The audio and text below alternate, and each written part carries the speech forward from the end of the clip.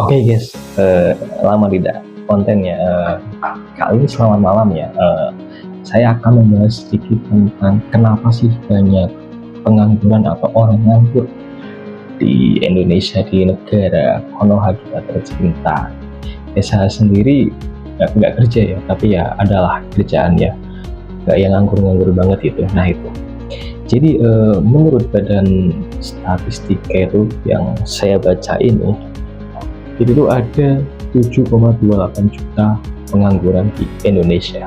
Itu lebih banyak dibandingkan tahun lalu, 83 ribu lah ya. Nah itu kenapa sih bisa seperti itu? Nah begini, di Indonesia menurut saya pribadi nih, banyak lapangan-lapangan atau lowongan pekerjaan itu yang ya gimana ya, mandang fisik, mandang usia, terus ordal juga banyak penipuan, disuruh bayar atas nama perusahaan tersebut. Nah, seperti itu. Sedangkan pengalaman saya kerja di Malaysia itu, di sana itu non pengalaman, minim pengalaman, usia di atas 30, fisik ya biasa-biasa aja, itu bisa mendapatkan pekerjaan layak.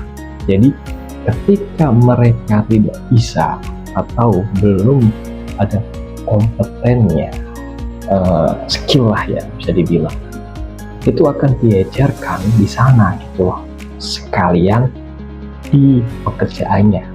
Nah itu dulu pengalaman saya kerja di Malaysia, teman-teman saya gitu ya, saya juga begitu. Sedangkan di Indonesia sendiri itu harus udah minimal pengalaman setahun, terus ada tinggi badan, terus ada usia minimal maksimal 25 lah. Itu yang 26 tahun ke atas itu mau ngapain gitu, jadi nggak boleh kerja bagaimana. Nah seperti itu. Terus skill di Indonesia sendiri, skill itu harus mumpuni, jadi harus di atas rata-rata, harus bisa menguasai angin, bisa menguasai teknik api, teknik tanah dan lain sebagainya. Tapi gajinya ya mohon maaf UMR. Nah gitu ya, di kota saya sendiri Batang itu UMR-nya itu 2,3 apa 4 ya kayaknya lah itu. Nah menurut saya pribadi itu sangat jauh sekali. Dulu saya di Malaysia itu tahun 2016. Nah itu yang nggak besar ya, tapi cukuplah buat kirim rumah gitu ya. Dan memang di sana tidak membutuhkan spesialis atau skill yang mumpuni. Jadi dari nol ya, contoh halnya teman dari tukang cuci piring gitu, dia diangkat jadi chef. Kok bisa? Tanpa sertifikat, tanpa ijazah, tanpa apa, dia bisa jadi chef utama di Malaysia.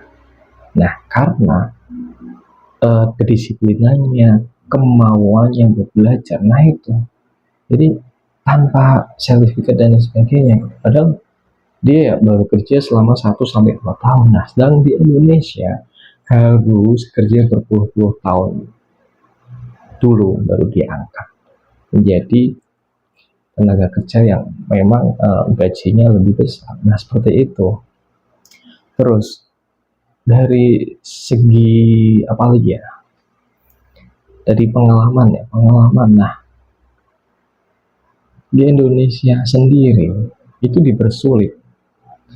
Kalau misal gajinya di atas 4 juta, 5 juta atau 2 digit itu ya yang udah ya seperti kayak di pabrik dan sebagainya, tanggung jawabnya sangat besar sekali.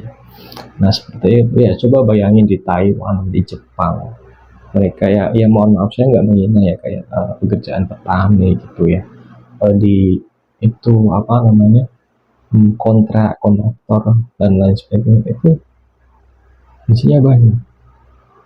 Dan Indonesia itu tertinggal beberapa kali lipat dengan negara-negara sana. Nah seperti itu ya teman-teman. Jadi kalian berharap apa kalau bekerja terus di Indonesia sampai tua pun nggak bakal kaya.